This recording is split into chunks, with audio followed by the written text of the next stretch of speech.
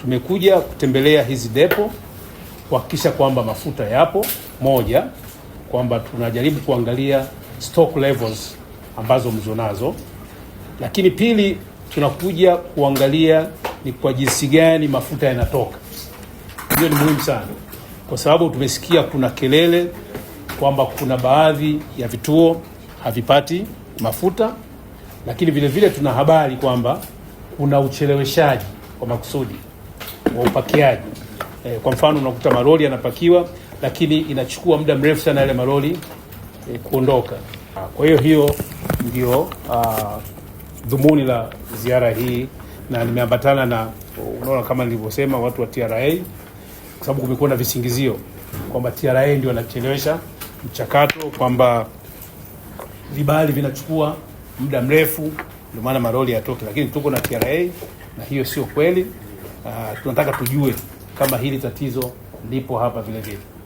Lakini nichukue nafasi hii vile vile kuwapongeza, kwa sababu kabla ya kuja hapa tumefanya homework yetu na tunajua depo gani ambazo zina nani, lakini kwa taarifa nilizonazo, nyie mmekuwa mkifanya kazi nzuri na mnafanya kazi mpaka usiku, mpaka Jumapili. Kwa hiyo kwa niaba ya serikali na kwa niaba ya waziri, mimi niwapongeze na natakiwa tuendelee hivyo, especially kwenye kipindi hiki ambacho ni kigumu. Hatutaki wafanyabiashara wakateke advantage ya situation, kuficha mafuta ili baadaye wauze wakati bei zikiwa juu. Kwa kweli ndio maana nimekuja na EWURA hapa. Serikali itakuwa kali sana na tutachukua hatua. Kwanza ni kinyume cha sheria ukifanya hivyo. Ni kinyume cha sheria, ni uhujumu uchumi. Ni uhujumu uchumi.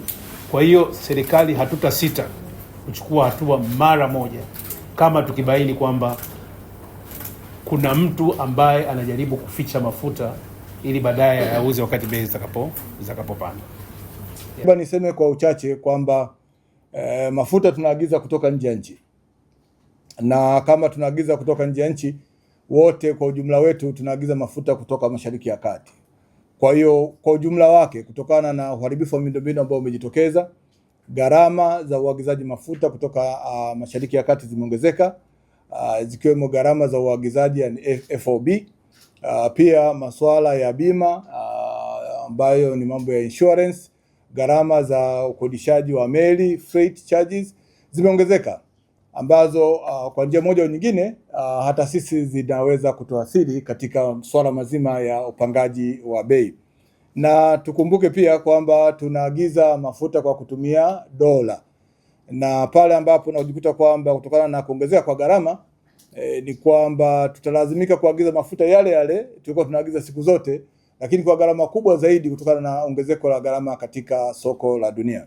Lakini watoe hofu tu kwamba serikali inafuatilia swala hili kwa karibu sana, na hivi ninavyoongea vikao mbalimbali vinaendelea ndani ya serikali kuangalia namna bora ya kuhakikisha kwamba tunakuwa na bei himilivu katika soko letu ili uchumi usiweze kuathirika. Kwa hiyo tuna mambo mawili tu ambayo tunafanya kwa sasa. Moja, tunahakikisha usalama wa upatikanaji wa mafuta nchini, lakini pili, tunahakikisha kwamba bei ambazo zitakuwepo katika soko ni zile ambazo ni himilivu na ambazo zinaendana kwa ujumla na mwenendo wa gharama za uagizaji mafuta kutoka nje ya nchi. Na kama kuna swala kuwaomba waandishi wa habari ni kwamba mtufikishie tu ujumbe kwa Watanzania kwamba serikali imechukua hatua madhubuti kuhakikisha usalama wa upatikanaji wa mafuta na hakutakuwa na changamoto upatikanaji wa mafuta. Tuendelee, japokuwa vita bado vinaendelea, lakini serikali pia iko na jicho lake kuangalia kwamba hali hiyo haituathiri katika swala la upatikanaji wa mafuta, japokuwa huenda gharama hizi zikaongeza masuala ya bei. Kwa jina naitwa Saleh Bajber, ni General Manager wa Camel Oil. Tunashukuru sana kwa ujio wenu Mheshimiwa Katibu na timu yote, na tulikuwa tunapenda kuhakikishia kwamba tunaendelea na huduma kama kawaida na tunayo stock ya kutosha, na tumejipanga kwa muda wa miezi 2 mpaka 3 mbele kuhakikisha kwamba mafuta yote yanapatikana. Kwa mujibu wa namna tulivyojipanga, tumejipanga mwezi wa Aprili tumeagiza lita milioni 70 kwa ajili ya depo yetu tu wenyewe, ambao hiyo tenda tumeshai submit PBPA muda mrefu.